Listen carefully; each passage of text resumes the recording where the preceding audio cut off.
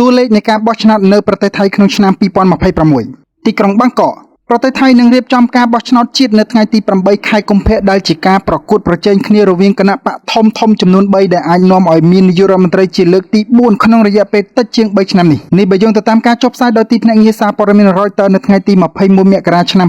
2026ខាងក្រោមនេះគឺជាការបញ្ជាក់ព័ត៌មាននិងតួលេខសំខាន់នៃការបោះឆ្នោតនេះមានគណៈបកចំនួន57បានចុះឈ្មោះចូលរួមក្នុងការប្រកួតប្រជែងពលរដ្ឋចំនួន53លាននាក់បានចុះឈ្មោះនិងមានសិទ្ធិបោះឆ្នោតមានសមាជិកសភាតំណាងរាស្ត្រ500អាសនៈដែលក្នុងនោះ400អាសនៈជ្រើសរើសតាមមណ្ឌលរាស្ត្រនិង100អាសនៈជ្រើសរើសតាមបញ្ជីបកមានបេក្ខជនចុះឈ្មោះសរុប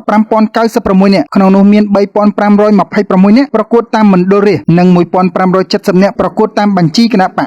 កធំចំនួន2គឺគណៈបកប្រជាជននិងគណៈបកភឿថៃគឺជាគណៈបកដែលបានកែតម្រង់លើកទី3នៃគណៈបកមុនដែលត្រូវបានតុលាការធម្មនុញ្ញថៃរំលាយមានអ្នកនយោបាយចំនួន93នាក់មកពីគណៈបក43ត្រូវបានចុះឈ្មោះជាបេក្ខភាពនាយករដ្ឋមន្ត្រីដែលមានសក្តានុពលក្នុងការបោះឆ្នោតកន្លងមក5លើកក្នុងចំណោម6លើកគណៈបកភឿថៃឬការកែតម្រង់មុនរបស់ខ្លួនត្រូវបានឈ្នះគណៈបកមួយគឺត្រូវការសម្លេងគាំទ្រក្នុងសភាចំនួន251សម្លេងដើម្បីជ្រើសតាំងបេក្ខជនណាម្នាក់ក្លាយជានាយករដ្ឋមន្ត្រីអ្នកបោះឆ្នោតនឹងទទួលបាន3សន្លឹកឆ្នោតក្នុងនោះ2សន្លឹកសម្រាប់ការបោះឆ្នោតជ្រើសតាំងសមាជិកសភានិង1សន្លឹកទៀតសម្រាប់ប្រជាមតិស្ដីពីការកែប្រែរដ្ឋធម្មនុញ្ញក្នុងអាណត្តិថ្មីចាប់តាំងពីការបោះឆ្នោតឆ្នាំ2023មកប្រទេសថៃមាននាយករដ្ឋមន្ត្រីចំនួន3រូបរួចទៅហើយដែលត្រឹមតែរយៈពេល2ឆ្នាំសោះក្នុងរយៈពេល25ឆ្នាំចុងក្រោយមានរដ្ឋាភិបាលដែលបានបោះឆ្នោតជ្រើសតាំងតែមួយគណៈបកប៉ុណ្ណោះដែលបានបំពេញអាណត្តិពេញ4ឆ្នាំគឺរាជរដ្ឋាភិបាលរបស់ថៃរថៃផាធីដែលបានកាន់អំណាចពីឆ្នាំ2001ដល់2005គឺលោកនាយករដ្ឋមន្ត្រីថាក់ស៊ីនស៊ីណាវ៉ាត្រាលទ្ធផលបោះឆ្នោតត្រូវកំណត់ឲ្យប្រកាសដោយគណៈកម្មាធិការបោះឆ្នោតក្នុងរយៈពេល60ថ្ងៃបន្ទាប់ពីបោះឆ្នោតឬយ៉ាងយូរថ្ងៃទី9ខែមេសាសភាថ្មីត្រូវបើកអង្គប្រជុំក្នុងរយៈពេល15ថ្ងៃបន្ទាប់ពីលទ្ធផលត្រូវបានប្រកាសជាស្ថាពរការបោះឆ្នោតនេះនឹងកើតឡើងក្នុងបរិបទនៃការប្រកួតប្រជែងដ៏ខ្លាំងក្លានិងមានសំណួរសំខាន់ទាក់ទងនឹងស្ថិរភាពនយោបាយនិងការកែប្រែរដ្ឋធម្មនុញ្ញរបស់ប្រទេសថៃទាំងមូលផងដែរសហរដ្ឋអាមេរិកបានប្រាប់ពីមូលហេតុដែលខ្លួនចង់បានកោះ Greenland ភាពទន់ខ្សោយរបស់ប្រទេសប៉ែកអឺរ៉ុបដែលបណ្ដាលឲ្យសហរដ្ឋអាមេរិកមានចិត្តចង់គ្រប់គ្រងលើកោះ Greenland សម្រាប់ស្ថិរភាពពិភពលោកនេះបើយោងទៅតាមមន្ត្រីក្រសួងរដ្ឋាភិបាលសហរដ្ឋអាមេរិកលោក Scott Bessent ដែលបានថ្លែងកាលពីថ្ងៃអាទិត្យថាទោះបីជាសមាជិកសភាមួយចំនួនបានព្រមានចំពោះកិច្ចខិតខំប្រឹងប្រែងរបស់រដ្ឋបាលលោក Donald Trump ដើម្បីឲ្យបានទឹកដីនៅក្នុងតំបន់អាក់ទិកដែលកាន់កាប់ដោយប្រទេសដាណឺម៉ាកនេះក៏ដោយថ្លែងក្នុងកម្មវិធីជួបជាមួយអ្នកសារព័ត៌មានរបស់ BBC លោក Bessent បាននិយាយថាការកាន់កាប់កោះ Greenland គឺមានសារៈសំខាន់ណាស់ក្នុងការប្រកួតប្រជែងកូនអុកភូមិសាស្ត្រនយោបាយជាមួយរុស្ស៊ីនិងចិនលោកបានធ្វើកត់សម្គាល់មុនមួយថ្ងៃបន្ទាប់ពីប្រធានាធិបតីសហរដ្ឋអាមេរិកលោក Donald Trump បានបដិញ្ញាអនុវត្តពន្ធលើសមាជិកសហភាពអឺរ៉ុបដែលប្រឆាំងនឹងការទិញយកកោះនេះរួមទាំងប្រទេសដាណឺម៉ាកដែលជាសម្ព័ន្ធមិត្តដ៏រឹងមាំបំផុតរបស់ទីក្រុង Washington ផងដែរលោកបានបន្តថាសហរដ្ឋអាមេរិកគឺជាប្រទេសខ្លាំងបំផុតនៅលើពិភពលោកចំណែកបណ្ដាប្រទេសអឺរ៉ុបគឺគ្រាន់តែជាប្រទេសទន់ខ្សោយប៉ុណ្ណោះភាពខ្លាំងគឺនៅខាងសហរដ្ឋអាមេរិកតែយ៉ាងណាក៏ដោយនៅពេលដែលមានភាពតានតឹងជាមួយសហភាពអឺរ៉ុបបានកើតឡើងកាលពីថ្ងៃអាទិត្យលោក Scott Bessent បាននិយាយថា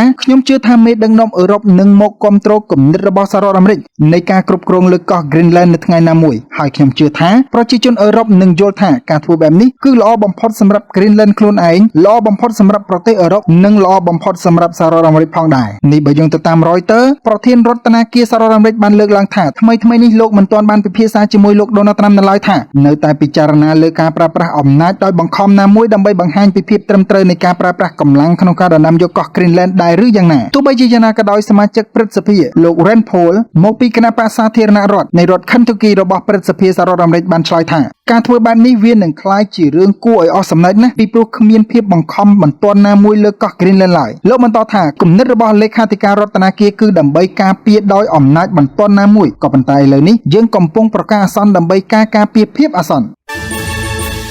ថ្នាក់ដឹកនាំអឺរ៉ុបបញ្ជាក់ជំហរនៅជាមួយអាជ្ញាធរ Greenland និងដាណឺម៉ាកលោកស្រី Kaja Kallas អនុប្រធានគណៈកម្មការសហភាពអឺរ៉ុបបានជួបជាមួយឧបនាយករដ្ឋមន្ត្រីនិងជារដ្ឋមន្ត្រីក្រសួងការពារជាតិដាណឺម៉ាកលោក Trollon Poulsen និងរដ្ឋមន្ត្រីក្រសួងការបរទេសនៃកោះ Greenland ដើម្បីពិភាក្សាគ្នាអំពីបេសកកម្មរបស់អង្គការ NATO នៅលើកោះ Greenland និងតំបន់អាក់ទិកនេះបើតាមការបង្ហោះនៅលើបណ្ដាញសង្គមរបស់លោកស្រីនៅថ្ងៃអង្គារនេះលោកស្រី Kaja Kallas បានថ្លែងថាសន្តិសុខតំបន់អាក់ទិកគឺជាផលប្រយោជន៍រួមនៃតំបន់អាត្លង់តិកទាំងមូលហើយយើងអាចពិភាក្សាគ្នាជាមួយ មួយសម្ព័ន្ធមិត្តសហរដ្ឋអាមេរិកបានក៏ប៉ុន្តែចំពោះការគម្រាមកំហែងលើពន្ធគយមិនមែនជាវិធីដោះស្រាយរឿងនោះទេចំណែកអធិបតេយ្យភាពមិនមែនសម្រាប់ការធ្វើពាណិជ្ជកម្មឡើយលោកស្រីកាចាកាឡាសបានថ្លែងថាយើងមិនមានចំណាប់អារម្មណ៍ក្នុងការជ្រើសរើសការប្រកួតប្រជែងនោះទេក៏ប៉ុន្តែយើងនឹងកាន់ជំហររបស់យើងលោកស្រីសង្កត់ធ្ងន់ថាចំណែកឯអឺរ៉ុបក៏មានរបស់ប្រើប្រាស់សម្រាប់ការពារផលប្រយោជន៍របស់ខ្លួនផងដែរចំណែកលោក Paulson បានកំណត់សម្គាល់នៅដំណោះស្រាយមួយចំនួនបន្ទាប់ពីកិច្ចប្រជុំជាមួយអគ្គលេខាធិការអង្គការ NATO លោក Mark Rutte និងរដ្ឋមន្ត្រីការបរទេស Greenland នៅក្នុងទីក្រុង Brussels